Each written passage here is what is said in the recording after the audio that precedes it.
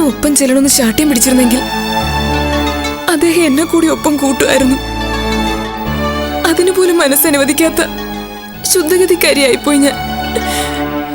ഇനി മടങ്ങി വരുമ്പോ നമ്മളെല്ലാം ഒപ്പം കൂട്ടാന്നല്ലേ ജ്യേഷ്ഠ സമ്മതിച്ചിരിക്കുന്നേ. അദ്ദേഹത്തിനും ഭാര്യ സമാഗമനത്തിനുള്ള ആഗ്രഹം ഉണ്ടാവില്ലേ? ഉണ്ടാകില്ലേ ചേച്ചി?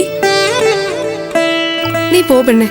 തിരുമനസേ, ഇപ്പോഴാണ് അടിയന് ഓർത്തത്.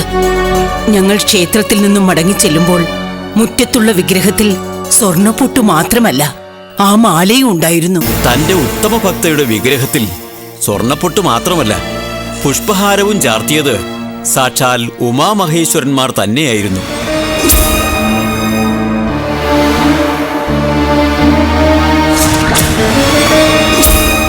പരമകാരുണ്യമൂർത്തെ, ഈ ഉള്ളവളുടെ വിരഹ ദുഃഖം അങ്ങ് കാണുന്നില്ലേ? ഭർത്താവിന്റെ സ്നേഹവും സാമീപ്യവും അനുഭവിച്ച് മതി വന്നിട്ടില്ല എനിക്ക്.